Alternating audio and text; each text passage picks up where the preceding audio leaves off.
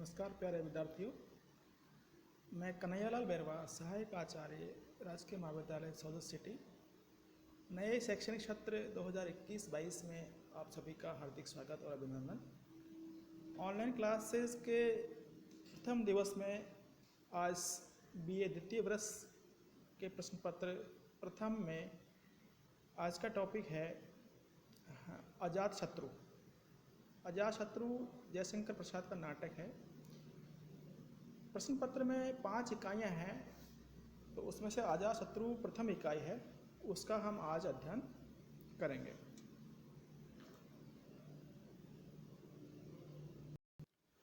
जयशंकर प्रसाद के बारे में मैं आपको संक्षिप्त में परिचय दे देता हूँ। प्रसाद जी जिस तरह से प्रेमचंद जी उपन्यास के सम्राट माने जाते हैं, वैसे ही जयशंकर प्रसाद नाटक के सम्राट माने जाते हैं। उनके अधिकांश नाटकों की जो पृष्ठभूमि है या कहिए कि कथा वस्तु या कथानक है, वो ऐतिहासिक संदर्भ में है। ऐतिहासिकता पर आधारित उनके नाटकों में ही एक ये नाटक भी है जिसका नाम है अजातशत्रु। इसके अलावा राज्यश्री, चंद्रगुप्त, स्कंदगुप्त और ध्रुव स्वामिनी भी प्रसाद जी के ऐतिहासिक नाटकों की श्रेणी में ही आते हैं। प्रसाद जी ने नाटकों में भारतीय संस्कृति और इतिहास का उत्कृष्ट रूप व्यक्त किया है। वस्तुतः उनके नाटक साहित्य के मूल में सांस्कृतिक पुनर्निर्माण की उत्कट प्रेरणा है। अपने समृद्ध तत्व ज्ञान के बल पर उन्होंने बौद्धकालीन भारतीय संस्कृति के अवयवों को बड़ी सुंदरता से जोड़कर उनमें प्राण संचार किया है। सच्चे अर्थ में पुनर्निर्माण या पुनरुत्थान की प्रवृत्ति प्रसाद में ही थी। जयशंकर प्रसाद के ऐतिहासिक नाटकों में अजातशत्रु का विशिष्ट स्थान है। इस नाटक में 3 अंक और 26 दृश्य हैं। इसमें बौद्ध काल से संबंधित घटनाओं, पात्रों एवं परिवेश का सुंदर चित्रण हुआ है। अजातशत्रु नाटक की हम तात्विक समीक्षा करें तो सबसे पहले लेते हैं इसकी कथा वस्तु या कथानक। कथानक नाटक का सबसे प्रमुख अंग माना जाता है या तत्व माना जाता है। अजातशत्रु नाटक की कथा वस्तु या कथानक मगध सम्राट बिंबिसार के राजभवन से प्रारंभ होती है। राजमाता छलना बड़ी रानी वासवी से बुरा व्यवहार करती है। छलना और अजातशत्रु के व्यवहार से सम्राट बिंबिसार क्षुब्ध हो जाते हैं और भगवान बुद्ध के आदेश से संपूर्ण राज्य को सौंपकर विरक्त हो जाते हैं।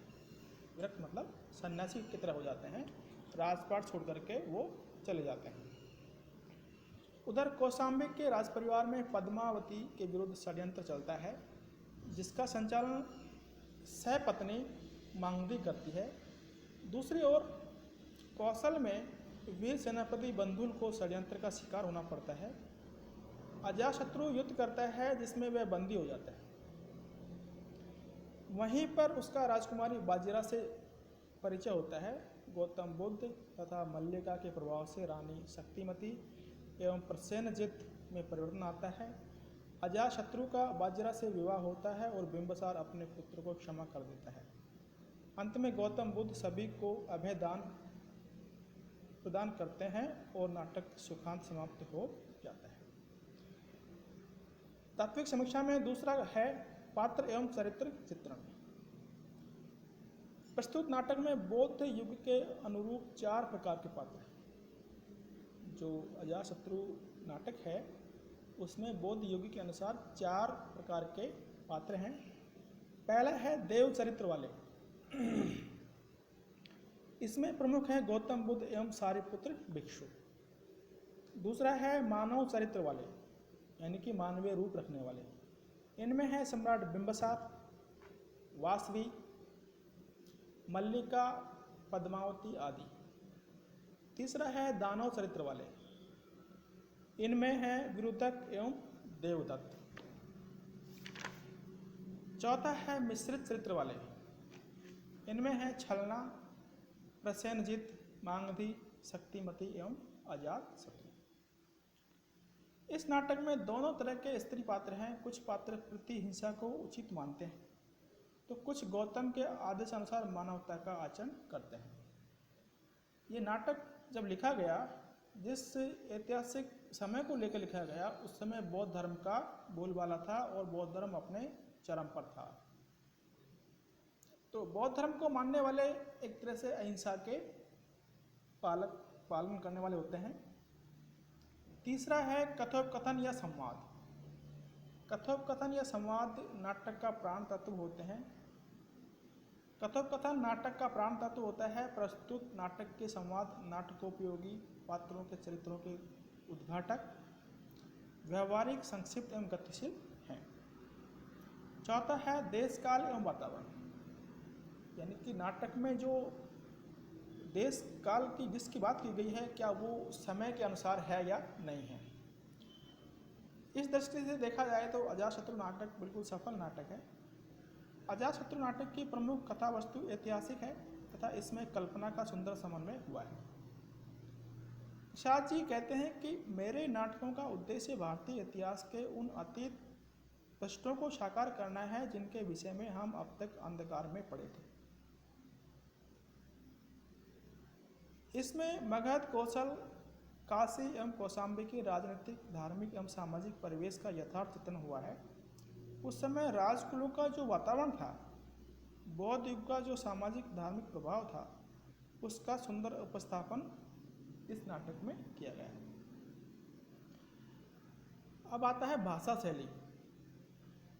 नाटकों की भाषा शैली का संबंध पात्रों की प्रकृति, आचरण तथा देश काल से रहता है। अजातशत्रु नाटक में भाषा शैली का ऐतिहासिक परिस्थितियों एवं पात्रों की मन स्थितियों के अनुरूप प्रयोग किया गया है। अंत में आता है उद्देश्य। किसी भी कृति को लिखने से पहले साहित्यकार या कृतिकार का कोई न कोई उद्देश्य अवश्य होता है। अजातशत्रु नाटक का भी कोई न कोई उद्देश्य है और उस उद्देश्य को पूरा करने के लिए ही प्रसाद जी ने इस नाटक को लिखा है। उद्देश्य की बात करें तो अजातशत्रु नाटक में बौद्ध युग के राजनीतिक संघर्ष का चित्रण करना, तत्कालीन धार्मिक एवं सामाजिक स्थितियों पर प्रकाश डालना प्रमुख उद्देश्य रहा है। यानी कि उस समय जो राज परिवारों में आपस में संघर्ष चलते रहते थे, उन पर धर्म का जो प्रभाव था, उसके बारे में प्रकाश डालना इस नाटक का प्रमुख उद्देश्य है। साथ ही इसमें धार्मिक एवं संप्रदायवाद की समस्या, पीढ़ियों के अंतराल की समस्या, अभिजात्य एवं निम्न वर्ग में सामंजस्य की समस्या, जनपदों में संघर्ष एवं स्त्री पुरुषों में तनाव की समस्या आदि को उपस्थित करके तत्कालीन बौद्ध संस्कृति के उदय का महत्व व्यक्त करना उद्देश्य रहा है। इस तरह इसमें क्रूरता पर करुणा अथवा बौद्ध धर्म की विजय दिखाकर उदात्त भावनाओं को अपनाने का संदेश भी व्यक्त हुआ है। यानी कि इस नाटक के माध्यम से प्रसाद जी ने असत्य पर सत्य की, क्रूरता पर करुणा की विजय दिखाई है। बौद्ध धर्म अहिंसा को मानता है, इसलिए इस नाटक में सभी पात्रों पर बौद्ध धर्म का प्रभाव दिखाई दिया है। उसी को अंत में वो जाके मानते हैं, एक्सेप्ट करते हैं। अंत में लेते हैं अभिनेता। इस दृष्टि से अजातशत्रु नाटक सफल रहा है। इसमें लंबे भाषण, स्वगत कथन या लंबे संवाद कम ही है।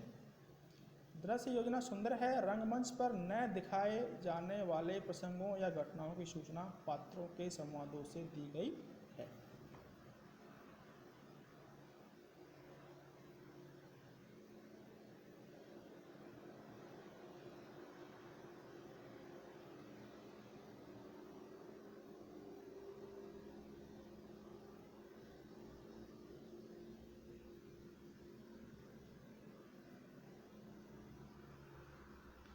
ये है आज का आपका ऑनलाइन क्लासेस का प्रथम दिन और ये बीए द्वितीय वर्ष के लिए है।